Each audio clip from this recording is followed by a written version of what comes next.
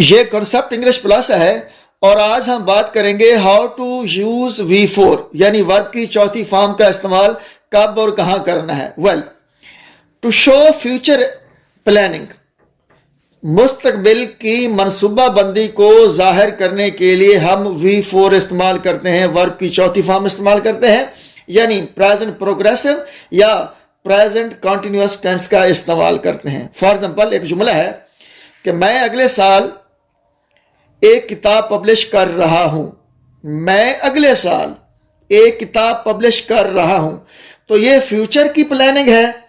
इस किस्म के कंसेप्ट को कन्वे करने के लिए हम V4 का इस्तेमाल करेंगे।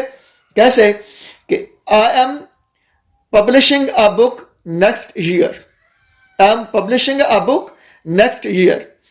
अच्छा, तो V1 के इस्तेमाल में भी हमने सीखा था कि अगर फ्यूचर की एक्टिविटी को शो करने के लिए, जबकि उसका वक्त भी साथ मेंशन किया गया हो, हम V1 का इस्तेमाल करते हैं। जी, तो हम V1 का इस्तेमाल ही करते हैं, लेकिन मुस्तकबिल की मनसूबाबंदी को जाहिर करने के लिए हम V4 का इस्तेमाल भी कर सकते हैं।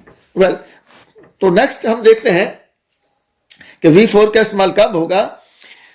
ऑलवेज के साथ, ऑलवेज के साथ उस वक्त जब कोई काम बार बार हो रहा हो, यानी अगर किसी जुमले में ऑलवेज का लिंग्विस्टिक इंडिकेटर आ जाए और उसमें यह भी कॉन्सेप्ट पाया जाए कि कोई काम बार बार हो रहा है। फॉर एग्जांपल, वो हर वक्त सिगरेट नोशी करता रहता है, तो वो हर वक्त करता रहता है सिगरेट नोशी, तो ये इसका बार बार होने वाला काम है और लिंग्विस्टिक इंडिकेटर भी क्या आ गया है, ऑलवेज।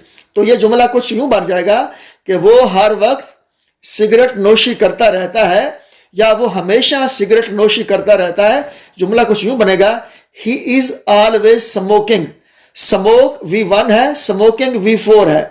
तो हम ये बात नोट कर रहे हैं कि ऑलवेज के साथ जब कोई ऐसा कंसेप्ट पाया जाए जिसमें रेपिटेशन हो, अगर कोई एक्शन रिपीटेडली हो रहा हो और उसके साथ ऑलवेज का वर्ड भी आ रहा हो, तो फिर भी हम V4 का इस्तेमाल करेंगे।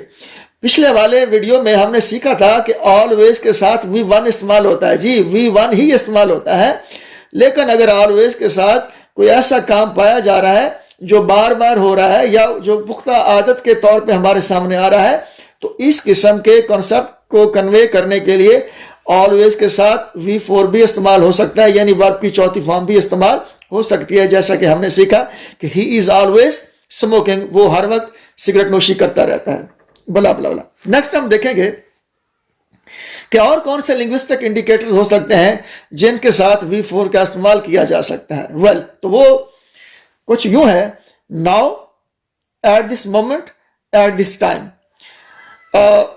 कुड यू रिकॉल कि V1 के वीडियो में हमने सीखा था कि नाउ, एट दिस मोमेंट और एट दिस टाइम के लिंग्विस्टिक इंडिकेटर अगर किसी जुमले में आ जाएंगे तो हम उनमें V1 का इस्तेमाल करेंगे।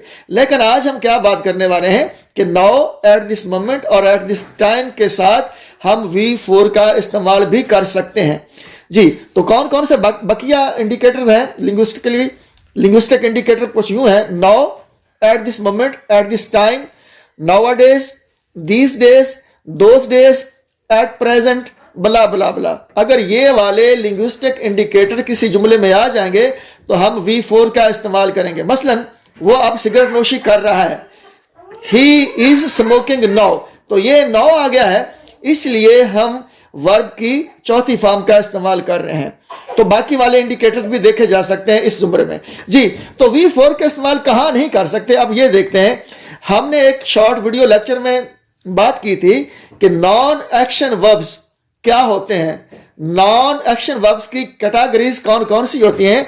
अगर वो वाला वीडियो लेक्चर देख लिया जाए तो ये कंसेप्ट मजीद आसानी से क्लियर हो जाएगा। जी, तो अब हम ये बात कर रहे हैं कि नॉन एक्शन वर्ब्स के साथ वर्ब की चौथी फॉर्म यानी V4 इस्तेमाल नहीं करनी। हम ये कभी नहीं कह सकते कि I am knowing you. No, चूंकि नो जानना एक नॉन एक्शन वर्ब है, इसको हम ये नहीं कह सकते आई एम नोइंग यू। फिर भी कोई सवाल हो कमेंट करें, हमारी हौसला अफजाई के लिए चैनल को सपोर्ट करें। एक दूसरे का ख्याल रखिएगा।